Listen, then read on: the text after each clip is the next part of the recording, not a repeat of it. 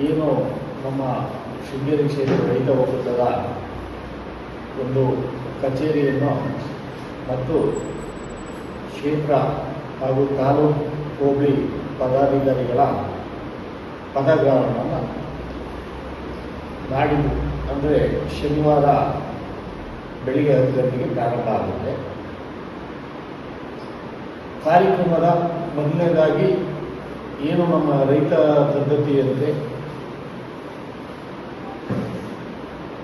ನೇಗಿಲು ನಗಿಗೆ ಪುಷ್ಪಾರ್ಚನೆ ಮಾಡಿ ನಂತರ ರೈತ ಗೀತೆಯನ್ನು ಪ್ರಾರಂಭ ಮಾಡಿ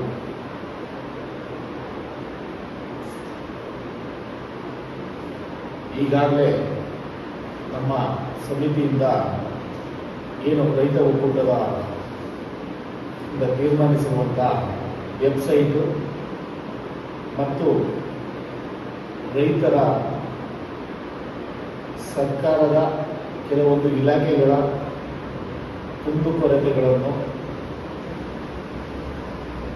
ಅಪ್ಲಿಕೇಶನ್ ಸಲ್ಲಿಸುವುದಕ್ಕೆ ಮೊಬೈಲ್ ಮುಖಾಂತರ ವೆಬ್ಸೈಟನ್ನು ಲಾಂಚ್ ಮಾಡಲಾಗುತ್ತೆ. Mobile app. ಅದೇ ರೀತಿಯಲ್ಲಿ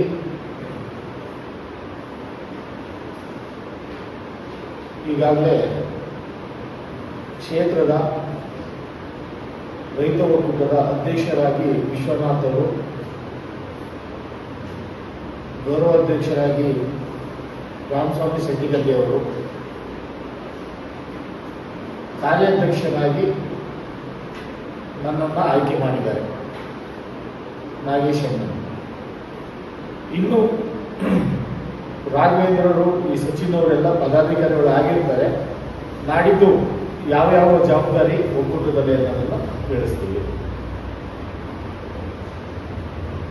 ಅದೇ ರೀತಿಯಲ್ಲಿ ನಮ್ಮ ಈ ಒಕ್ಕೂಟದ ಸಂಪೂರ್ಣವಾಗಿ ಯಾವ ರೀತಿಯ ಉಪಯೋಗ ಇದೆ ಅನ್ನೋದನ್ನ ಈ ಪಾಂಪ್ಲೆಟ್ಸಲ್ಲಿ ಎಲ್ಲ ಮಾಹಿತಿ ಈಗಾಗಲೇ ತಲುಪಿಸಿದ್ದೀವಿ, ತಮ್ಮ ಮಾಧ್ಯಮದಲ್ಲಿ ಕೊಟ್ಟಿದ್ದೀವಿ. ಆ ವಿಚಾರವನ್ನು ಪ್ರಸ್ತಾಪಿಸಿ. ಇನ್ನು ಅನೇಕ ವಿಚಾರಗಳನ್ನು ಯಾವ ಥರ ನಮ್ಮ ಕಚೇರಿಯಿಂದ ಏನು ರೈತ ಒಕ್ಕೂಟದ ಕಚೇರಿಯಿಂದ ರೈತರಿಗೆ ಪಾಣಿಯನ್ನು ಫ್ರೀಯಾಗಿ ಕೊಡಬೇಕು ಅಂತ ಈಗಾಗಲೇ ಒಕ್ಕೂಟದಿಂದ ತೀರ್ಮಾನಿಸಲಾಗಿದೆ.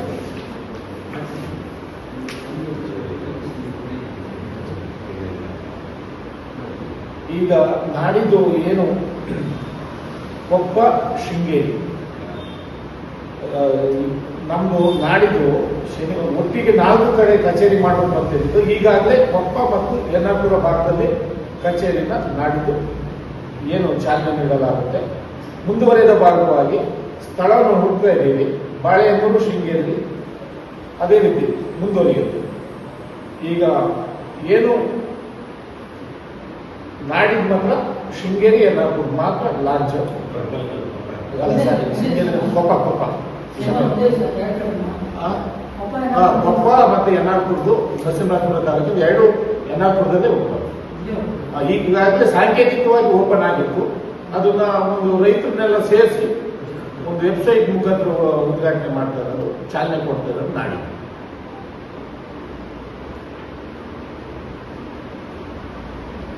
ಈಗ ತಿಳಿಸಿದಂತೆ ಪದಾಧಿಕಾರಿಗಳ ಆಯ್ಕೆ ಆದ ನಂತರ ವೆಬ್ಸೈಟಿಂದ ಏನು ಉಪಯೋಗ ಇದೆ, ಮೊಬೈಲ್ ಆ್ಯಪಿಂದ ಏನು ಉಪಯೋಗ ಆಗುತ್ತೆ, ಅದ್ರ ಬಗ್ಗೆ ನಮ್ಮ ಒಕ್ಕೂಟದಿಂದ ಅಧ್ಯಕ್ಷರು, ಗೌರವಾಧ್ಯಕ್ಷರು ಇನ್ನೂ ಏನು ಪದಾಧಿಕಾರಿಗಳು ಆಯ್ಕೆ ಆಗಿರ್ತಾರೆ ಹೆಚ್ಚಿನ ಮಾಹಿತಿಯನ್ನು ನೀಡ್ತಾರೆ. ಒಟ್ಟಾರೆಯಾಗಿ ತಮ್ಮ ಮಾಧ್ಯಮದ ಮುಖಾಂತರ ತಿಳಿಸೋದೇನೆಂದರೆ, ಶೃಂಗೇರಿ ರೈತ ಒಕ್ಕೂಟ ಅವಶ್ಯಕತೆ ಬಿದ್ದವ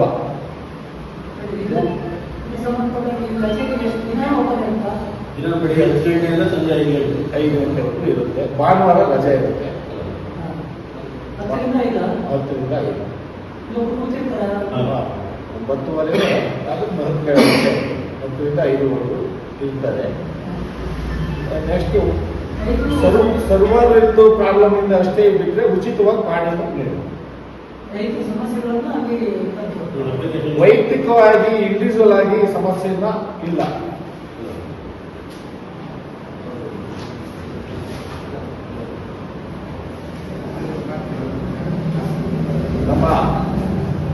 ಈಗ ರೈತ ಒಕ್ಕೂಟದ ಏನು ಇನ್ನೊಬ್ಬ ಪದಾಧಿಕಾರಿಯಾದ ವಿಕಾಸ್ ಅವರು ಮತ್ತು ಗದಮನೆ ಸತೀಶ್ ಅವರು ಆಗಮಿಸಲ್ಪಟ್ಟಿದ್ದು. ಈಗ ರೈತ ಒಕ್ಕೂಟದ ಮುಖ್ಯವಾಗಿ ಅನೇಕ ನಮ್ಮ ಕ್ಷೇತ್ರ ಇರಬಹುದು, ರಾಜ್ಯ ಇರಬಹುದು, ಬೇರೆ ಬೇರೆ ಭಾಗದಲ್ಲಿ ತಾಲೂಕು ಮಟ್ಟದಲ್ಲಿ, ಕ್ಷೇತ್ರ ಮಟ್ಟದಲ್ಲೆಲ್ಲ ಹೋರಾಟ ಮಾಡ್ತಾ ಇದ್ದಾರೆ. ರೈತರ ಅಹವಾಲುಗಳನ್ನು, ಕಾಡು ಪ್ರಾಣಿಗಳ ಹಾವಳಿಗಳಿಗೆ, ಅದೇ ರೀತಿ ಈಗೇನು ಅರಣ್ಯದ ದೊಡ್ಡ ಕಾನೂನುಗಳು, ನೀರು, ಸೆಕ್ಷನ್ 4, ಡಿಸಿ ರಿಸರ್ವ್, ಸುಪ್ರೀಂಬೆಟ್ಟ, ಈ ಥರದ ವಿಚಾರವಾಗಿ ಹೋರಾಟ ನಡೆಸ್ತಾ ಇದ್ವಿ. ವಿಶ್ವನಾಥ್ ಗದಮನೆ ಅವರು ಏನು ಶೃಂಗೇರಿ ಕ್ಷೇತ್ರ ರೈತ ಒಕ್ಕೂಟದ ಅಧ್ಯಕ್ಷರಾಗಿ ಆ ಒಕ್ಕೂಟದ ಒಂದು ಒಟ್ಟಾರೆಯಾಗಿ ಕಾನೂನಾತ್ಮಕವಾಗಿ ಯಾವುದಾರ ಬಡ ರೈತರಿಗೆ ಮನ್ಸೋ ಈಚೆ ಅರಣ್ಯ ಇಲಾಖೆಯರು ಯಾವುದಾರ ಕೇಸಿನ ದಾಖಲಾತಿ ಮಾಡಿದ್ರೆ ಅವ್ರ ಹತ್ರ, ರೈತರ ಹತ್ರ ದಾಖಲಾತಿಗಳು ಇದ್ರೆ, ಅಂದ್ರೆ ಜಮೀನು, ಕೃಷಿ ಜಮೀನು ಮಾಡಿ ಸಾಗುವಳಿ ಮಾಡಿರೋ ಭೂಮಿ ಇದೆ, ಗಿಡ ಏನು ಅವರು ಸಾಗುವಳಿ ಮಾಡಿರೋ ಫಸಲು ಗಿಡ ಇದ್ದು ಅವ್ರು ಯಾವ್ದಾರ ಅರ್ಜಿ ಹಾಕಿದ್ರನ್ನ ಎಂಡಾಸ್ಮೆಂಟ್ ದಾಖಲಾತಿಗಳಿದ್ರು, ಅದಕ್ಕೆ ದಾಖಲಾತಿಗಳು ಒದಗಿಸಿದ್ರೆ ಕಾನೂನಾತ್ಮಕವಾಗಿ ಈ ಒಕ್ಕೂಟದಿಂದ ವಕೀಲರನ್ನ ನೇಮಿಸಿ ಆ ರೈತರ ಪರವಾಗಿ ನಮ್ಮ ಒಕ್ಕೂಟ ನಿಲ್ಲುತ್ತೆ ಅಂತ ಉದ್ದೇಶ.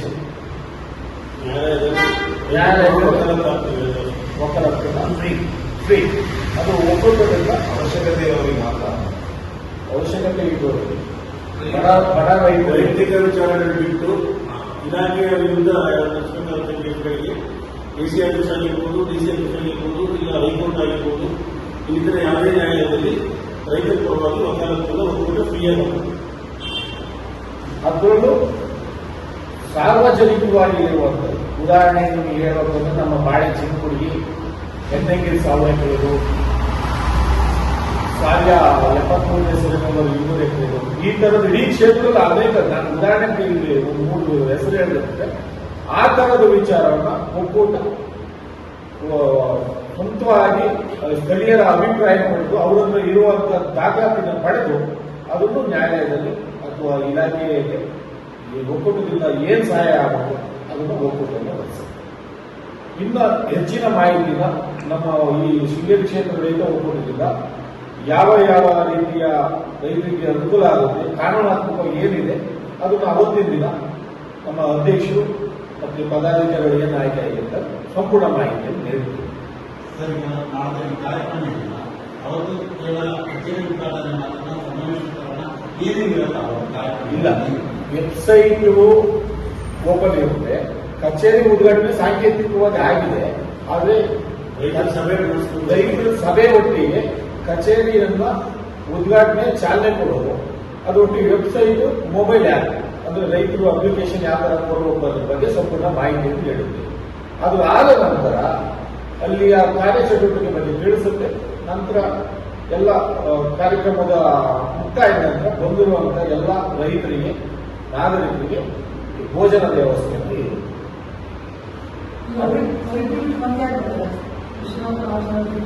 ಅಲ್ಲ, ಪದಾಧಿಕಾರಿಗಳು ಆಯ್ಕೆ ಆದ್ಮೇಲೆ ಅಲ್ಲಿಯ ಕ್ಷೇತ್ರದ ಪದಾಧಿಕಾರಿಗಳು ಮತ್ತೆ ತಾಲೂಕಿಂದು ಮತ್ತು ಹೋಬಳಿ ಮಟ್ಟದ ಆಯ್ಕೆ ಆಗುತ್ತೆ. ಅವತ್ತೇ ಆಯ್ಕೆ ಆಗಿರುತ್ತೆ. ಅದು ಕೂಡ ರೈತರ ಸಮಸ್ಯೆಗಳು, ರೈತರಿಗೆ ವಿಚಾರವನ್ನು ಮುಟ್ಟಿಸುವಂತಿಲ್ಲ. ಈಗ ಕಾರ್ಯಕಾರಿ ವಿಶೇಷವಾಗಿ ಭಾಷಣ ಮಾಡಿ ಈ ರೀತಿ ಇಲ್ಲ, ಇದು ಮುಂದಿನ ಹಂತದಲ್ಲಿ ಅದನ್ನು ಯೋಚನೆ ಮಾಡುತ್ತೆ. ಈಗಾಗಲೇ ಕಚೇರಿ ಉದ್ಘಾಟನೆ, ಚಾಲನೆ ಕೊಡೋದು ಮತ್ತು ವೆಬ್ಸೈಟ್ ಆ್ಯಪ್ ಆಗಿದ್ದರಿಂದ ಮುಂದಿನ ಹಂತದಲ್ಲಿ ಅದನ್ನ ಒಕ್ಕೂಟ ಸಮಿತಿಯಲ್ಲಿ ಕೂತ್ಕೊಂಡು ಚರ್ಚೆ ಮಾಡಿ ಮುಂದಿನ ಹಂತದಲ್ಲಿ ತಿಳಿಸ್ತೀವಿ. ಅದೇ ರೀತಿಯಲ್ಲಿ ನಮ್ಮ ಶೃಂಗೇರಿ ಕ್ಷೇತ್ರ ರೈತ ಒಕ್ಕೂಟ ಮಹಿಳಾ ಸಮಿತಿಯು ರಚನೆ ಆಗುತ್ತೆ. ಕ್ಷೇತ್ರ ಮಹಿಳಾ ಅಧ್ಯಕ್ಷರು ಆಯ್ಕೆ ಆಗ್ತಾರೆ, ಉಪಾಧ್ಯಕ್ಷರು ಆಯ್ಕೆ ಆಗ್ತಾರೆ. ತಾಲೂಕು ಮಟ್ಟದಲ್ಲೂ ಹಂತ ಹಂತವಾಗಿ ಸಮಿತಿನ ಮಹಿಳಾ ಮಹೋತ್ಸವ ಆಗುತ್ತೆ. ಏನು ರೈತ ಒಕ್ಕೂಟ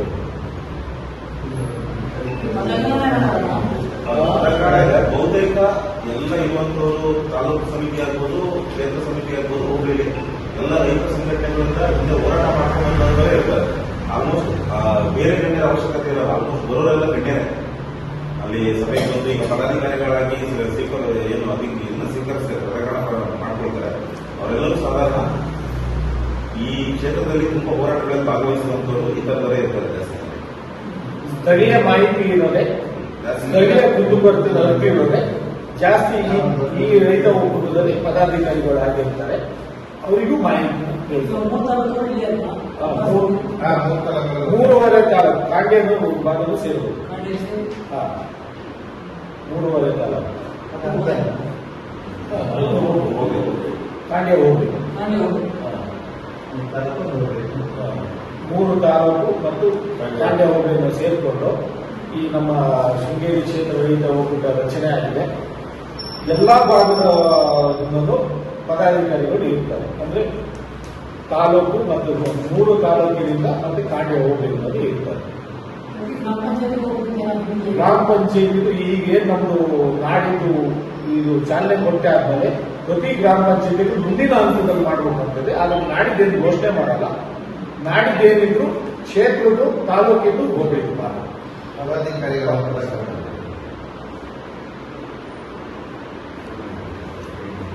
ಅದೇ ರೀತಿಯಲ್ಲಿ 4 ಸ್ಥಳದಲ್ಲೂ ಕಚೇರಿಯಿಂದ ನರಸಿಂಹಪುರ, ಕೊಪ್ಪದೊಂದು ಇದಾದರೆ ಶೃಂಗೇರಿ ಮತ್ತೆ ಬಾಳೆಹೊನ್ನೂರು ಮುಂದಿನ ಹಂತದಲ್ಲಿ ಶೀಘ್ರದಲ್ಲಿ ಕಚೇರಿ ಪ್ರಾರಂಭ ಆಗುತ್ತೆ.